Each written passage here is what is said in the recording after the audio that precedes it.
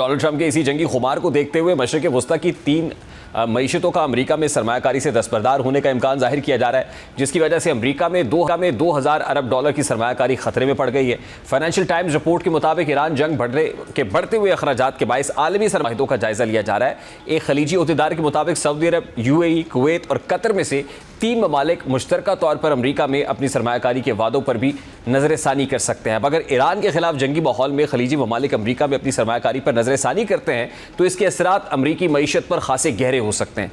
खलीजी रियासतें बिलखुसूस UAE, Saudi अरब और Qatar दुनिया के बड़े सरमायाकार ममालिक में शुमार होते हैं और इनके ख़ासतौर पर सॉवरेन वेल्थ फंड्स अमेरिका के मालियाती निज़ाम में बड़ी सरमायाकारी रखते हैं। अगर ये ममालिक वाकई अमेरिका में 2000 अरब डॉलर्स के करीब मुमकिन सरमायाकारी के मनसूबों से पीछे हट जाते हैं या मौजूदा सरमायाकारी कम करते हैं तो इससे अमरीकी मईशत में गैर यकीनी सूरत हाल पैदा हो सकती है। इसका सबसे पहला असर अमरीकी स्टॉक मार्केट, टेक्नोलॉजी सेक्टर और इंफ्रास्ट्रक्चर मनसूबों पर पड़ सकता है, क्योंकि इन मनसूबों में खलीजी सरमाया अहम किरदार अदा करता है। इसके साथ साथ अमरीकी मालियाती निज़ाम में भी दबाव का शिकार हो सकता है, क्योंकि खलीजी ममालिक अमरीकी बॉन्ड्स और मालियाती असासों में बड़ी सरमायाकारी रखते हैं। अगर ये सरमाया दूसरे खित्तों मसलन एशिया या यूरोप की जानिब मुंतकिल होता है तो अमरीकी डॉलर और ट्रेजरी बॉन्ड्स मार्केट पर दबाव बढ़ सकता है।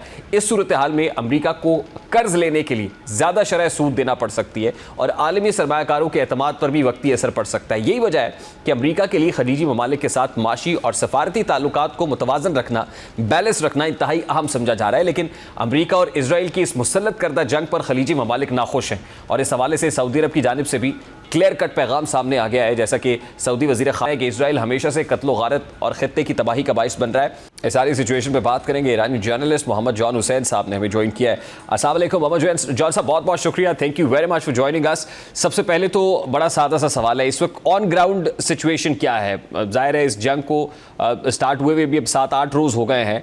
इस वक्त कौन आपको बेहतर डोमिनेट करता हुआ या बर्तरी दिखाई दे रही है? रेहान साहब, बहुत बहुत शुक्रिया मुझे इनवाइट करने के लिए। देखें, यहाँ पे बैठ के ईरान से अगर मैं बोलूँगा कि ईरान जंग जीत रहा है तो आई थिंक लोग कहेंगे कि भाई या तो बायस बात हो रही है। तो ऑब्जेक्टिव फैक्ट्स हम लोग अगर सामने रखें और ऑब्जेक्टिवली ये नज़र आ रहा है कि US फॉर एग्जांपल जिससे कहा था कि हमारी एयर सुपीरियॉरिटी आ गई और हमने लॉन्चर्स तबाह कर दिए हैं और हमने नेवी तबाह कर दी है, तो ऑब्जेक्टिवली नज़र ये आ रहा है कि बावजूद US के क्लेम्स के रॉकेट जो हैं वो दागे जा रहे हैं और सबके सामने वो गिर भी रहे हैं। 21 वेव्स जो हैं वो हो चुकी हैं ऑलरेडी। तो पहले जो US की बात है वो तो यहाँ पे उन्होंने जो ऑब्जेक्टिव था जो उनको अचीव करना था, ना वो ऑब्जेक्टिव अचीव किया quote and quote regime change का, ना वो यहाँ पे जो है वो ये चीजें कर पाए जो ये बता रहे हैं। दूसरा, इन्होंने कहा कि हमने नेवी खत्म कर दी है, लेकिन नेवी के अंदर भी हम देख रहे हैं कि 4 दिन से स्ट्रेट ऑफ हॉर्मुज़ के अंदर से एक तेल की बूंद भी जो है वो अभी तक नहीं जा पाई है। तो उसमें भी आई थिंक ईरान अभी तक अपने जो ऑब्जेक्टिव्स हैं उनको होल्ड करके रखा हुआ है। ईरान ने मुख्तलिफ जगहों पे जो थैड इंटरसेप्टर्स जो डिस्ट्रॉय किए, जो इनके बाय द वे ये जो रिगरस एट्रिशन का जो वॉर है, जो टाइम अब कम कर रहा है US के लिए और उनके स्टॉक पाइल्स खत्म कर रहा है।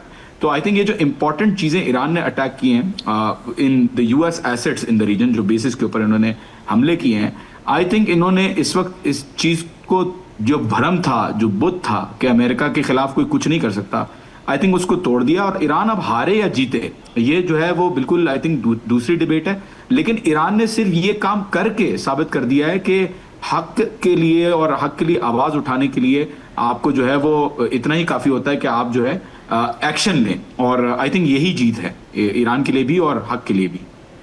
ठीक, और at this point in time आपको क्या लगता है, क्या आप अब जैसे नेगोशिएटिंग टेबल पे लाने की बात हो रही है कि वो आ सकते हैं, या कुछ middle eastern gulf, Persian gulf से कुछ कंट्रीज ऐसी कोशिश करते हुए नज़र आ रहे हैं, ये इंडिया दिया जा रहा है, आपको लगता है कि ईरान इस माइंडसेट के साथ है, आ रहा है अभी, या इस पोजीशन में है, या नेगोशिएटिंग टेबल पे अनकरीब आ सकता है मुस्तकबिल करीब के अंदर?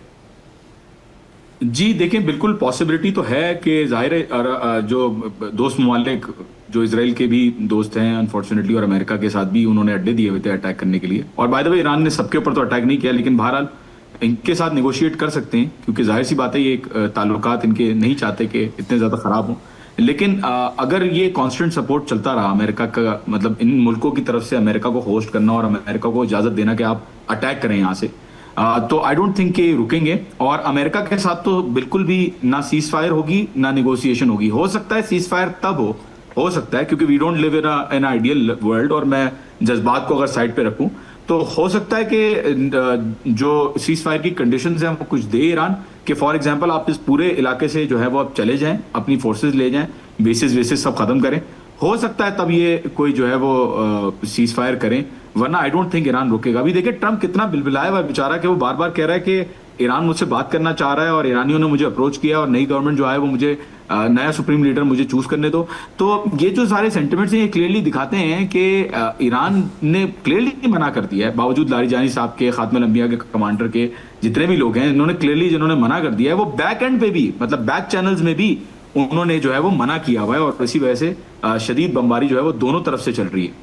तो इस वक्त ईरान में पब्लिक सेंटिमेंट क्या है? क्या लोग चाहते हैं कि सीज फायर हो, जंग रुक जाए, या फिर एक एग्रेशन है, रिजेंटमेंट है, जो अटैक यूएस इजराइल ने किए मुश्तरका तौर पे, उसके बाद से एक रिजेंटमेंट है कि हम जब तक बदला नहीं लेते हैं या रिटेलिएट उस अंदाज में नहीं करते जिससे जवाब जाए कंसर्न क्वार्टर्स को, तब तक चैन से नहीं बैठेंगे?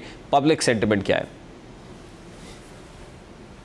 जी रेहान साहब, मेरी आवाज आ रही है? हेलो। जी जी जी जी, बिल्कुल लाउड एंड क्लियर, बिल्कुल आ रही है। हेलो जी रेहान साहब, देखें यहाँ जब मेरी बात हुई है सारे ईरानियों से, कलेक्टिवली जो है वो लोगों ने कहा है कि नेगोशिएशन या डील वील तो कुछ भी नहीं होगी, और काफी सारे लोग अब जिनकी आंखों में खून चढ़ा हुआ है वो कह रहे हैं कि हम इंतजार कर रहे हैं, हम जो है वो इंतजार कर रहे हैं कि किस दिन और किस तरफ हमें मौका, किस तरह से हमारे जो गुस्सा है वो निकाला जाए किसी के ऊपर।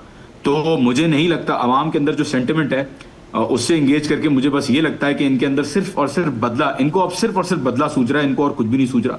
और जहां जितना अमेरिका को मैक्सिमम डैमेज दे सकेंगे वो इसको देने की कोशिश करेंगे, भले इनका पूरा, इनके ऊपर एटम बम भी गिर जाए। मुझे नहीं लगता कि अब ये मेरा पर्सनल ओपिनियन है, मुझे नहीं लगता कि अब ये रुकेंगे, क्योंकि आयतुल्लाह खामनाई को शहीद करना कोई छोटी बात नहीं है। ये अंडर एस्टिमेट करते हैं लोग कि क्या सेंटिमेंट है लोगों का, और बहुत खतरनाक इन्होंने जो है वो काम किया, और इसके ऊपर लाजमी आई डोंट थिंक लोग रुकेंगे, वो हमले ही करते रहेंगे। ज़ाहिर है Iranians are very resilient, they consider to be very resilient in their nature, लेकिन ज़ाहिर है जब अस्करी डोमेन में लड़ने की बात होती है तो फिर बहुत सारी और चीज़ें भी देखी जाती हैं। अमेरिका को बराह रास्त किस तरीके से डैमेज ईरान कर सकता है यहाँ बैठ के इस रीजन से, वो क्या डैमेज हो सकता है? आप इकोनॉमिक डैमेज की बात कर रहे हैं, स्टेट ऑफ हॉर्मस को बंद रखने की बात कर रहे हैं, आप किस कॉन्टेक्स्ट में जब वो कहते हैं कि बदला लेंगे, तो वो उस बदले का लेवल ऑफ दैट रिवेंज क्या है? देखें, जो 30,000 से 40,000 तक के सोल्जर्स हैं, पहले तो वो निशाना है जो यहाँ पे मार्को रूबियो ने कहा था कि हमारे बैठे हुए लोग, और उनको निशाना बना रहा है कॉन्स्टेंटली ईरान। अब लोग कहते हैं कि नहीं जी 60 से ज्यादा 70 से ज्यादा स्ट्रेटेजिक लोकेशंस पे टारगेट करना, 500 से ज्यादा मिलिट्री इंस्टॉलेशंस पे टारगेट करना, हाउसिंग फैसिलिटीज जो यूएस सोल्जर्स की हैं उन पे टारगेट करना। लोग कहते हैं नहीं जी ईरान ने तो 4 जो है वो सोल्जर जो है वो मारे हैं। तो अब खबरें आई थिंक आ जाएंगी, बड़ा अनलाइकली है मेरी नज़र में रेहान साहब कि इतनी सारी मिसाइल्स के बावजूद यूएस के सिर्फ 4 सोल्जर मरे हैं, और तेल अवीव में जो बमबारी हो रही है, बिसाइड्स इंटरसेप्शंस जो बमबारी हो रही है उसके अंदर अभी तक सिर्फ एक खातून जो है वो उनकी जान गई है वहां पे। तो it's very unlikely, I think damage तो हो रहा है। और दूसरी चीज़ों की अगर बात करें तो एसेट्स के अंदर जो $1.1 बिलियन का अर्ली वार्निंग सिस्टम था कतर के अंदर, वो इन्होंने जो है वो तबाह किया। हैड इंटरसेप्टर्स जो मंगवाए थे कोरिया से, इन्होंने शिफ्ट करवाए थे, क्योंकि लड़ाई चली थी अरबों के कि इन्होंने इजराइलीज को क्यों इंटरसेप्शन इतना दिया हुआ और हमें नहीं दिया हुआ। तो जो मंगवाया था यूएई के अंदर उसको भी तबाह कर दिया, थर्ड इंटरसेप्टर को। वीडियोस मौजूद है, एविडेंस मौजूद है, मेरे ट्विटर के ऊपर आप जाके देख सकते हैं, सब कुछ मैंने पोस्ट किया हुआ है। जो बेसिस के अंदर इंफ्रास्ट्रक्चर है उसको इन्होंने हिट किया, उसके ऊपर भी आप इम्पैक्ट देख सकते हैं एविडेंस के थ्रू। तो बिल्कुल फिजिकल डैमेज हुआ है, इसमें कोई दोहराई नहीं है। इकोनॉमिक डैमेज भी ईरान कर रहा है, और अभी तक हूती जो है वो गेम में इन्वॉल्व नहीं हुए हैं। अभी तो स्ट्रेट ऑफ हॉर्मस बंद है।